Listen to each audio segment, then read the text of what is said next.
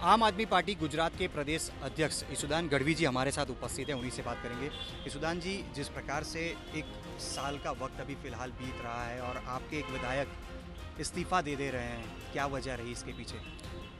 देखिए, भाजपा आम आदमी पार्टी को, अरविंद केजरीवाल जी को, उनकी नीतियों को खत्म करना चाहती है। दिल्ली में भी आपने देखा होगा, झूठे केस में सब बड़े बड़े नेताओं को जेल में डाल दिया। आपने देखा 75 साल से दूसरी पार्टियां हैं, आम आदमी तो 10 साल से आई है, तो दूसरी पार्टियों ने कुछ गलती नहीं की होगी, फिर भी किसी बड़े पार्टी का नेता कोई जेल में नहीं है। क्यों नहीं है? क्योंकि अरविंद केजरीवाल जी से भाजपा डर रही है। गुजरात में भी 156 एमएलए हैं, फिर भी यहाँ नकली एमएलए बिकता है, नकली कचहरियाँ सरकारी होती है, पेपर लीक होते हैं। यहाँ पे सब नकली है, दवाइयाँ नकली है, सिरप नकली है, अफसर नकली हैं, आईपीएस अफसर नकली पकड़ा जाते हैं। तो इसको सबको दबाने के लिए ये आम आदमी पार्टी के 5 एमएलए थे, उस पर 1 साल से डेरा डालकर बैठे हैं। छत्रभाई वसावा को भी अंदर डाल दिया है झूठे केस में, हालांकि वो आदिवासियों का आवाज़ बने थे, लेकिन क्योंकि वो छत्रभाई वसावा जीत सकते हैं इसलिए ये भाजपा की चाल है। लेकिन गुजरात की जनता भाजपा की इस चाल को नकारेगी, मुझे पूरा विश्वास है।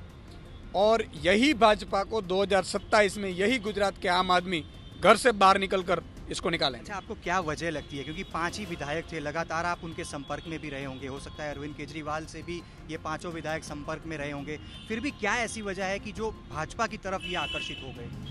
भाजपा के पास अभी सरपंच से लेकर प्राइम मिनिस्टर तक की सत्ता है, वहाँ करप्शन बहुत है। अब देखो, छगन भुजबल चला गया, वहाँ पे ओके हो गया। एनसीपी में वो अजीत पवार जी गए थे, क्लीन हो गया। तो यहाँ सब लूटो, प्रजा को जितना लूटा है इतना लूटो, लेकिन भाजपा में रहकर लूटो, ये उनकी नीति है।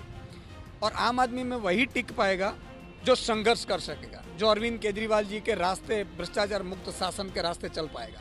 यहाँ संघर्ष है, यहाँ कोई माल नहीं है, यहाँ कोई पैसे नहीं है, यहाँ भ्रष्टाचार की मनाही है। तो स्वाभाविक तौर पर यही वजह है कि सब लोग भाजपा में जुड़ते हैं, क्योंकि 156 होने के बाद भी चर्चा 5 की हो रही थी, आम आदमी की हो रही थी। और बाबा रामदेव ने कहा था कि 2022 में जो ये माहौल आम आदमी ने बनाया, 27 में तो सरकार लेकर आएंगे। तब से भाजपा डरी हुई है। अच्छा, गुजरात में आम आदमी पार्टी का भविष्य क्या देख रहे हैं? क्योंकि अभी एक विधायक गए हैं, एक पे तो केस चल रहा है, बाकी के 3 विधायक। आपसे भूपत भाई की क्या आखिर में कब बातचीत हुई थी, क्या बातचीत हुई थी? क्या आपको भी कोई संकेत नहीं मिला कि अचानक एक दिन सुबह होगी और वो इस्तीफा दे देंगे? देखिए, आम आदमी पार्टी के भविष्य तो बहुत उजला है। यही गुजरात का आम आदमी 27 में आम आदमी की सरकार लेकर आएगा। दूसरा, भूपत भाई से मेरी 6-7 दिन पहले ही बात हुई थी लोकसभा चुनाव के लेकर। अभी कुछ दिन पहले सभी कार्यक्रमों में भूपत भाई रहे थे, लेकिन मैंने कहा ना कि भाजपा की नीति रही है डराना, धमकाना, उसको मुश्किल में लाना, यही काम है। लेकिन गुजरात की जनता को मैं यकीन दिलाता हूँ, विश्वास देता हूँ कि चिंता करने की जरूरत नहीं, टाइगर अभी जिंदा है। यही जनता के लिए लड़ेंगे और यही जनता के लिए मरेंगे। बाकी के विधायकों के साथ आप संपर्क में हैं या नहीं फिलहाल?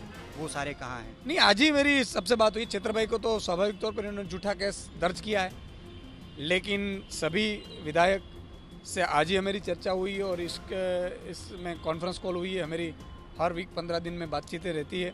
मेरी डेली मेरे संगठन के नेताओं के साथ भी डेली 9 बजे कॉन्फ्रेंस कॉल होती है।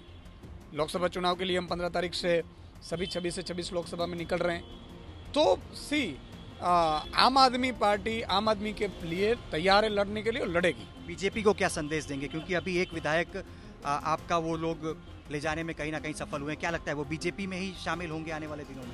बिल्कुल, वो भाजपा में शामिल हो सकते हैं। और दूसरा, वो कहीं शामिल हो उनका प्रश्न है, लेकिन सवाल ये भाजपा को कि आम आदमी से क्यों इतनी डरी हुई है?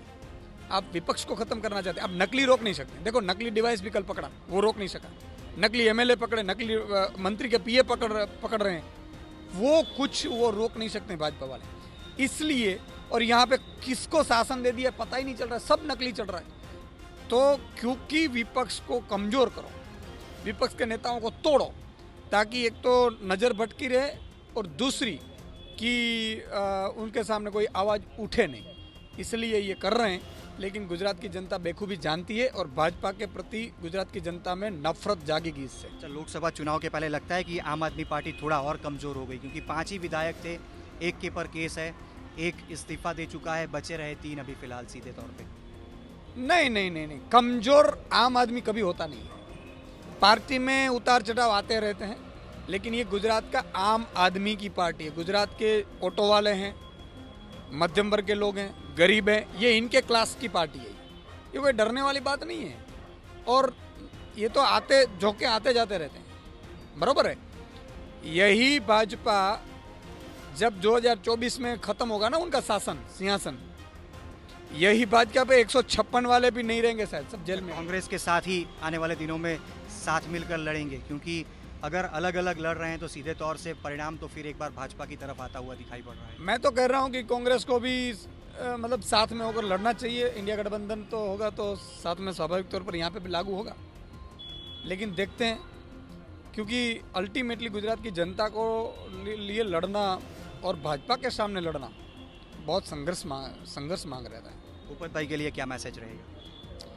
बस यही, जाओ खुश रहे, बाकी तो क्या है। बाकी उन्होंने मुझे, मैं ये दुख के साथ कहूँगा कि विसावदर की जनता के साथ धोखा हमने किया है। मैं भी विसावदर की जनता की माफ़ी मांगता हूँ कि मुझे हमारे ऐसे हीरो चुनने में गलती हो गई है। और भूपत भाई को भी यही कहूँगा कि इस तरह से फिर से चुनाव लाकर विसावदर की जनता को धोखा देने की जरूरत नहीं थी। तो इसुदान गढ़वी जो कि आम आदमी पार्टी के प्रदेश अध्यक्ष हैं, वो विसावदर की जनता से फिलहाल माफ़ी मांग रहे हैं। कैमरामैन रावल के साथ अतुल तिवारी।